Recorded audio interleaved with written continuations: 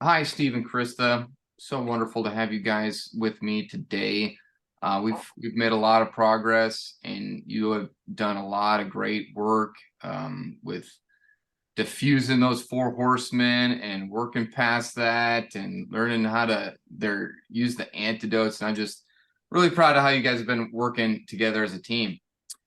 And today we're going to be working on building rituals of emotional connection.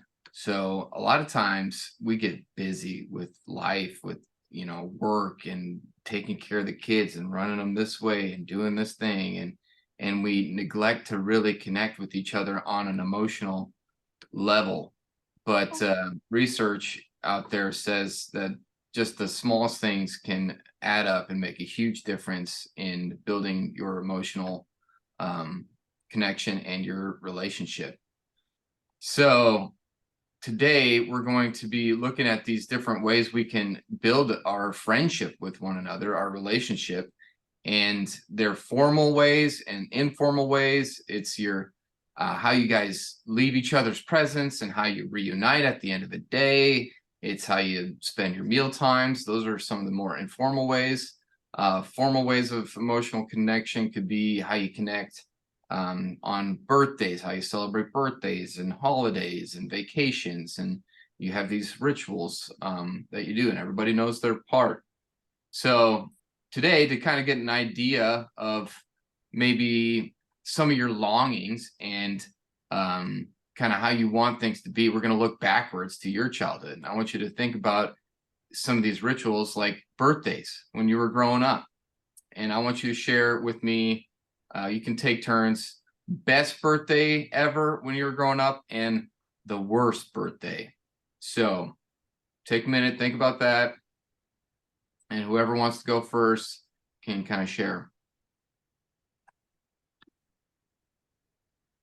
Sure. Yeah, I would say that my worst birthday was when I was like 5 and we had did a family barbecue at the park and it was going great and it was really fun. I had all my friends and family and cousins there and we had a bouncy house and it was great.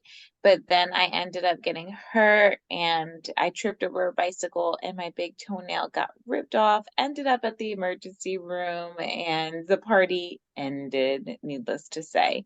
Mm, And, I was mortified as a 5-year-old that my toe was gone and it was not a good time. So I'd say that was my worst one. hmm Want me to say my best one now? Sure, yeah. Yeah, okay. So my best one was when I was 18 and then I was surprised that I was going to Broadway.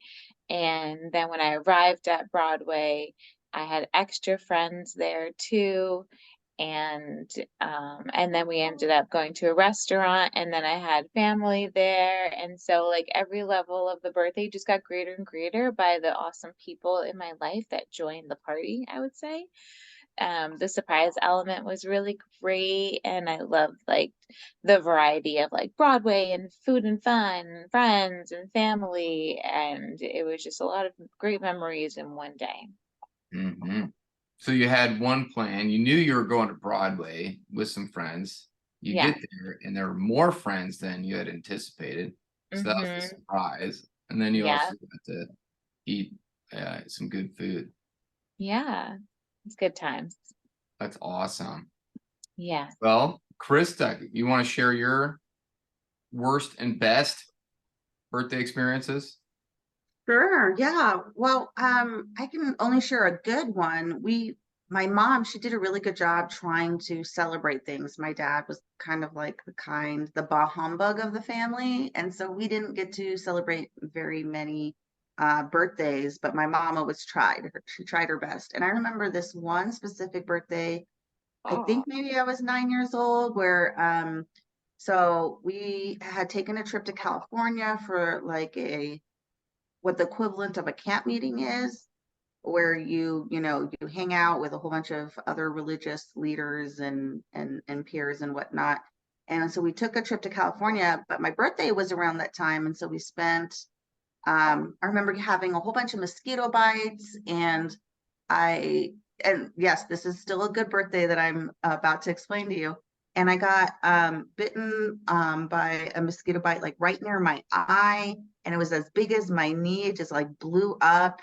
Anyway, we went to the beach, and the salt water of the beach helped calm my eye down, and we had so much fun jumping in the waves as a family. And then we got to go to McDonald's, and McDonald's French fries was my favorite, and my dad wasn't the type to take us out very often. And then that same day, we also went out for pizza, which was a really, really big deal. So twice in one day we got to go out. And then on top of that, we saw the movie The Lion King, and it was one of our first movies in the movie theater. And my dad was actually super engaged and loved the movie. Like, he just absolutely loved it. So yeah, that's probably my favorite. It was the beach, 2 restaurants, fast food, and a movie that my dad was engaged in. And it sounds like even on top of the food, going out to eat, going to the Lion King, going to the beach, I think I hear your father not being the bah humbug kind of guy, but taking the initiative to do some fun things for his daughter. That sounds like that was important to you. Yeah, it was. Enjoyed it. Awesome. Well, thanks for sharing that. We're gonna move right into here, kind of talking about your relationship, Steve and Krista, and how you can kind of build these rituals of emotional connection on a day-to-day basis. So I want you guys to tell me a little bit how leave taking goes for you now, and whether or not you would like to improve that. So when Steve goes off to work, he's a doctor, he's got a lot of stuff, I'm sure he's busy. How does he leave the house? Why don't you guys talk about that a little bit? Yeah, when I leave the house, I make sure I kiss Krista and the kids goodbye. But that's pretty much it. Then I'm out the door. Mm-hmm. Is that your experience, Krista? Yeah, it usually like feels like a task though. Like he's just kind of like quickly giving me a kiss goodbye and leaving. And so I rather that he doesn't, because then the kiss kind of feels disingenuous. So I'm fine with him just leaving, but I understand he's busy and he's just, in a hurry trying to leave. Mm-hmm. What would be a best case scenario for you, Krista, on the leave taking ritual? I think if I had it my way, if I could plan it, like maybe before the kids get up, maybe if he could wake up 15 minutes earlier and I wake up 15 minutes earlier, and we have like coffee time together, where we have 15 minutes to just kind of like hang out and have coffee before we start our day. Well, that is like a whole nother thing, but you got that, and then you got leave taking, but I like where you're going with this. Steve, you want to, give some input into that?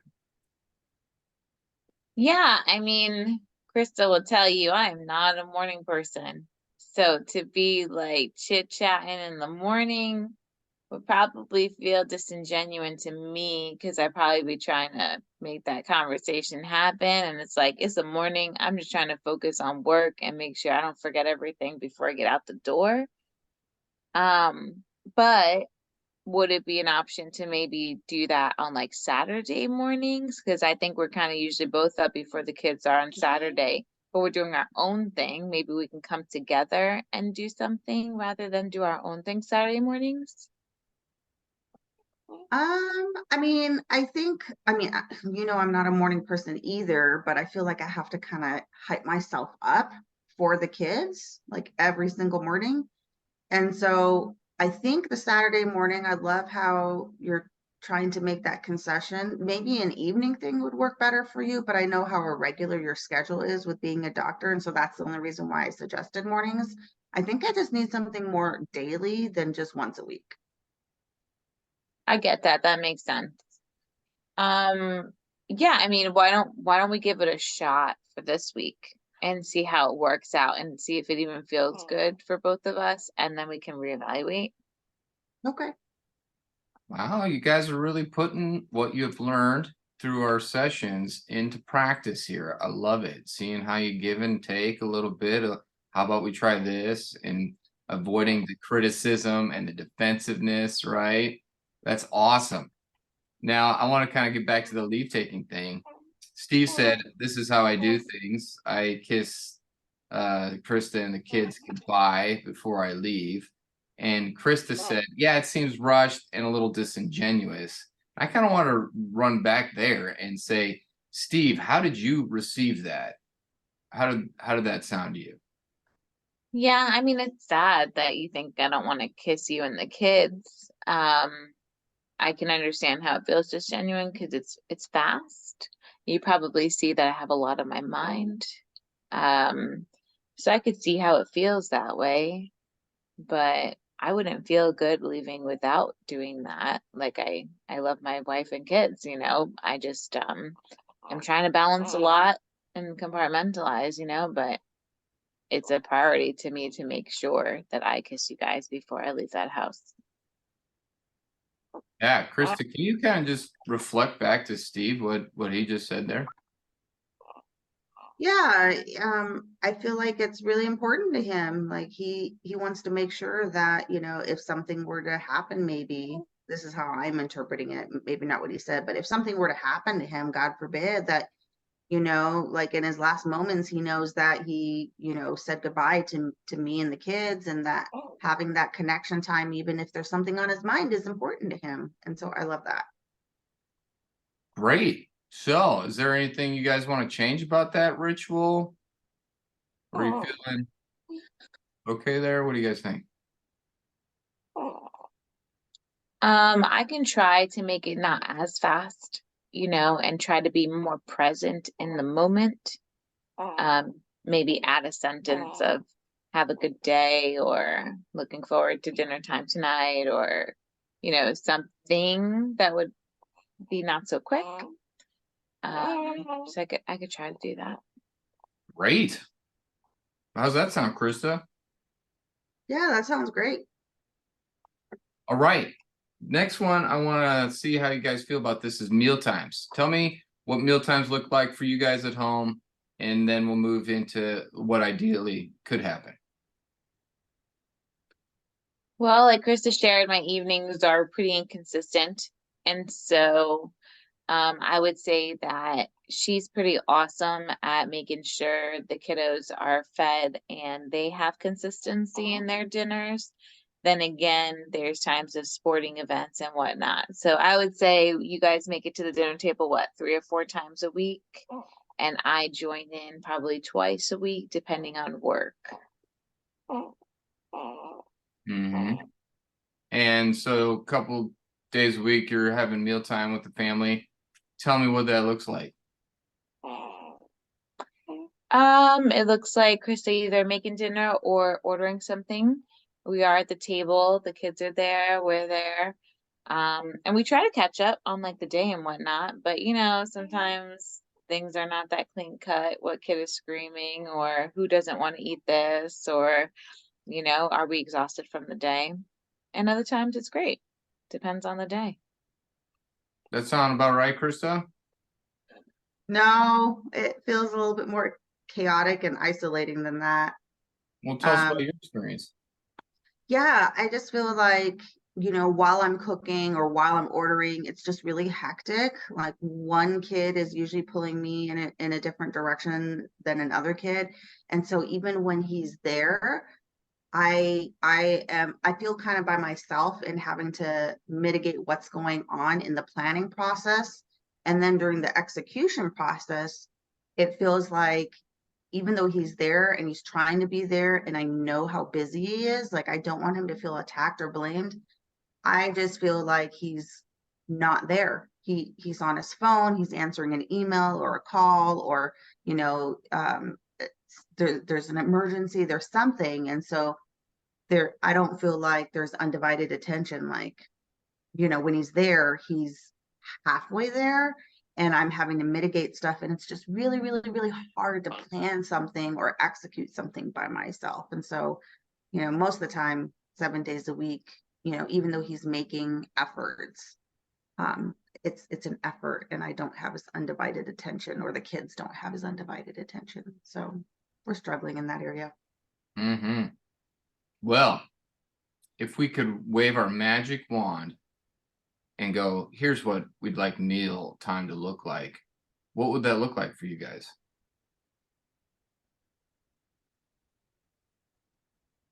I mean, if I could suggest, I don't know if it's possible or how he can make this possible and what kind of boundaries he would have to implement, but if he's gone about 5 nights a week, I would want for those 2 nights that he is there for him to have, because we're gonna have to model it for our kids eventually. He's gonna have to, potentially like say, hey, at the dinner table or for that 2 hour segment, there's like a no phone policy. And I think that would help, like maybe, benefit the kids when they're teenagers and trying to be on their phone too. You know what I mean? Great. So we got a no phone zone for everybody. We put the Mhm. phones way out of reach at mealtime so we can connect with each other. Steve, do you have any ideas of what you guys could do to connect with each other as a couple and as a family with the kids at mealtime? Yeah, I mean, there's the usual ask about your day, but I do think we have like those conversational cards somewhere. Mm, So we could drop those in the middle. Maybe it would be kind of fun to like pick a random card that would maybe help us connect differently. that sounds like fun. What do you think about that, Krista? Yeah, I mean, I'll try it.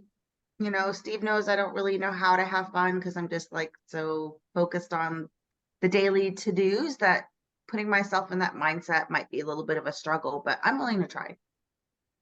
Yeah, and Would it be better to do some like highs and lows or something like that when you start the meal to kind of get out some of your, how you're feeling about the day? Yeah. Idea. Some families do that. yeah, I'd like to add one thing.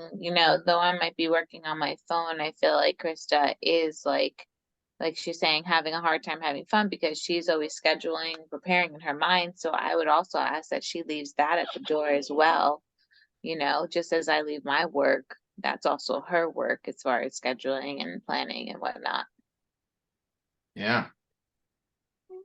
Well, sounds like we got an idea there of no phone zone at meals and finding some way to really connect with each other um, about your day and maybe have some fun questions. Try that. That sounds cool. One of the other things you all can do for supporting each other emotionally and connecting emotionally is an exercise that we call um, stress reducing conversation. So much of our days, we're spent like Steve, he's working and he's a doctor and he's got his patients and he's got his planning and trying not to step on anybody's toes at the office and all that stuff. And Chris has got all the things she's doing, planning for the household and managing meals and just all that work. And so you guys both have your own stress. And one of the greatest ways you can connect with each other at the end of the day is to let each other talk about their stress. And the idea here is not to judge one another, not to try to fix one another's problems, but simply listen and use empathy and use statements like, you feel blank because blank, right? You feel overwhelmed because you had to meet a quota for so many patients today, etc. You get the idea there. So really connecting on an emotional level. Don't try to fix each other's problems. Just listen, reflect feelings and emotions back to them, summarize what they're saying. That's the idea of the stress reducing conversation. So I think we're only going to have time for one of you to be the speaker and the other one be the listener. But do I have a volunteer to be the speaker? Anybody got something really stressful that they had to deal with today or recently? Like with the family or at work or Yeah, this is a work thing mostly. Your okay. tasks. Sure, yeah, I can share a situation that happened at work.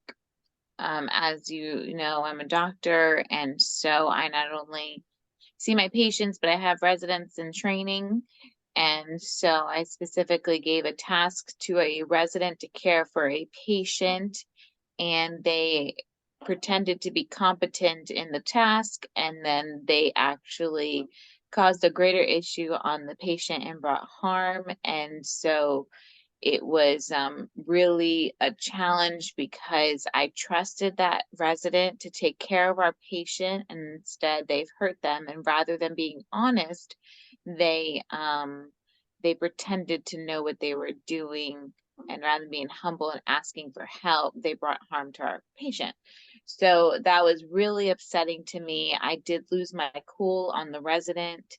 I kind of feel like it's justified because they hurt somebody, and then also, you know, of course, legal matters and my reputation as a physician was at hand. Thank God things blew over, but that was extremely stressful.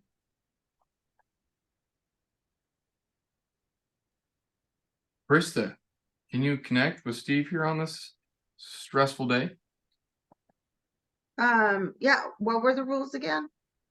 No judgment, no trying to fix the problem, Mhm. simply listening, reflecting, and connecting emotionally. Okay, yeah.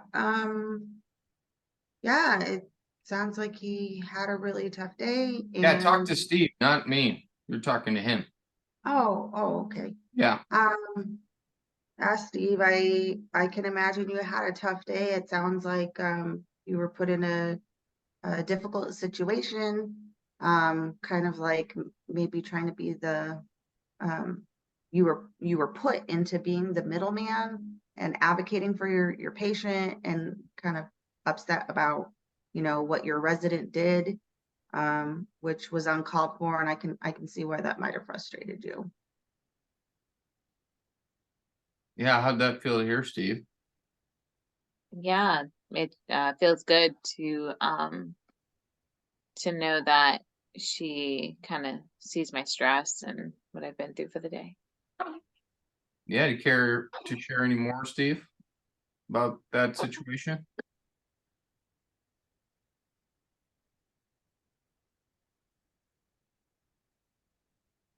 Oh, I'm sorry. Yeah, about the situation at work. I mean, that was the majority of it. Mm-hmm. Or are you talking about what Krista said? Yeah, did you feel like Krista really connected with you and understood what you were going through and your feelings? I mean, kind of. It doesn't seem very empathetic. It just was kind of stating what I said, you know. Yeah, well, why don't you share a little bit more then about how it felt to have a resident under your authority not perform well and lie about it? Like, what were you feeling in that moment? Yeah, I felt like I was exactly what you said. I was lied to, and I hate that. I mean, Krista knows that's one of my major triggers is like whatever you do, just don't lie to me. Like, just be straight up, we'll work it out. But if you lie to me, like, I hate that. And then the fact that you lied in order to cover your own butt and you chose to sacrifice a patient over it, like we're doctors, we're supposed to help people, and then you brought harm. And it was all under my supervision, you know? So that's a big responsibility that I hold. And it was just extremely upsetting.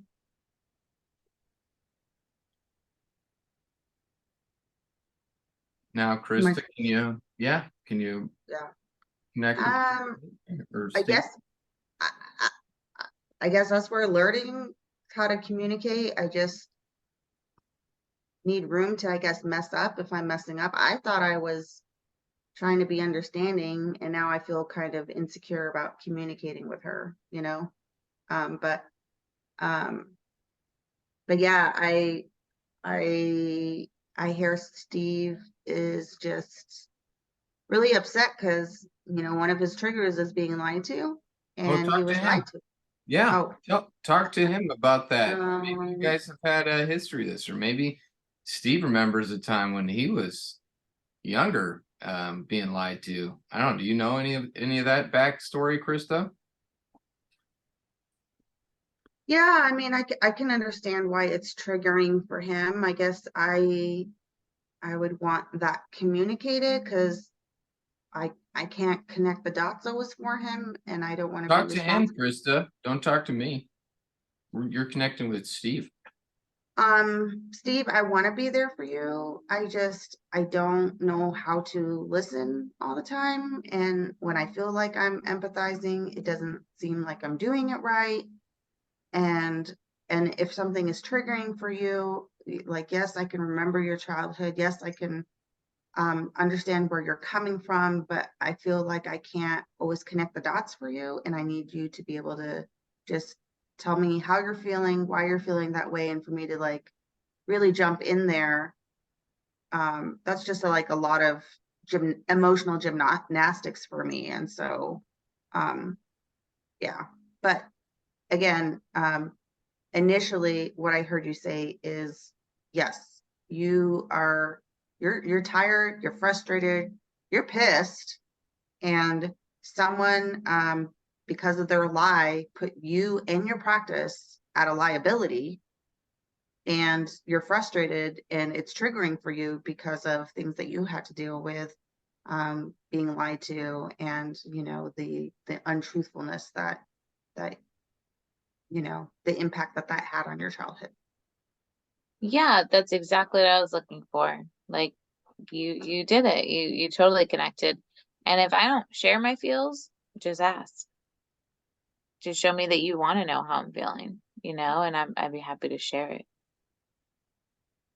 Yes, great job, Steve and Krista. I know it's going to take some time working out the kinks of this, but the key is to not put your own experience into it so much, or judge, or give your opinion, or how your partner should fix their problem and their stress. We're just listening, just reflecting, just connecting emotionally, and that'll help reduce the stress if you can just really listen to each other at the end of the day.